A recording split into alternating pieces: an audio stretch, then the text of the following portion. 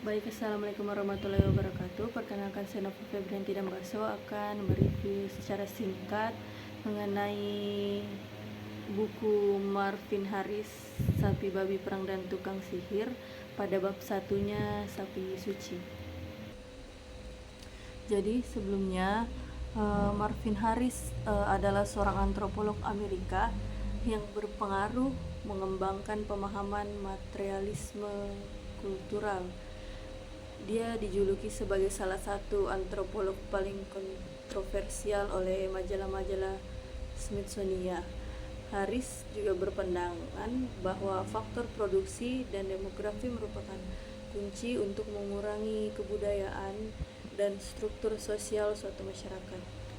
Baik, saya akan melanjutkan review singkat saya.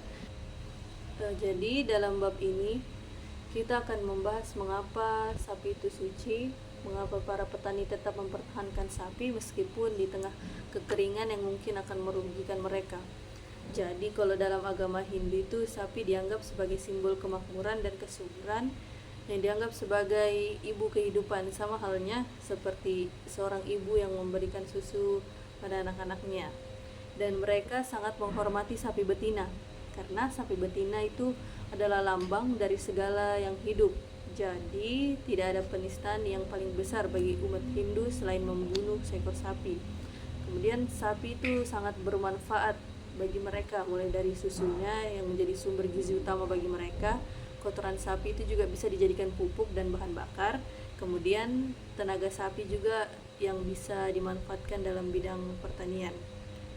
Kemudian Marvin Harris juga menyebutkan bagaimana budaya menghormati sapi sehingga masyarakat jadi lebih terorganisir. Karena dengan adanya undang-undang tentang penyembelihan sapi, orang lebih menghargai lingkungan dan dapat hidup secara berdampingan dan harmonis. Harris juga melihat di beberapa tempat pemujaan sapi berlawanan dengan babi yang dianggap najis. Sebenarnya menurut dia ini berhubungan dengan iklim dan tata cara hidup sapi yang dapat beradaptasi dengan pertanian setempat. Dan kemudian Marvin Harris membahas juga mengenai pemberian status suci pada sapi. Sebenarnya ini agar masyarakat dapat menjaga populasi sapi. Hal ini juga membuat sapi masih ada dalam ladang pertaniannya. Jadi sistem ekonomi mereka tetap terjaga. Kemudian ia juga menyoroti daging sapi yang sangat tabu untuk dimakan. Dia berargumen agar tetap menjaga sistem ekonomi, tetapi ini juga merupakan bagian dari strategi dalam menjaga sumber daya. Tabu atas penyembelian dan konsumsi daging sapi bisa jadi merupakan produk seleksi alam, sama halnya seperti tubuh kurus dan daya pulih yang luar biasa dari ras sapi. Salah satu alasan mengapa pemuja sapi begitu kerap disalahpahami adalah karena implikasinya berbeda bagi orang kaya dan orang miskin.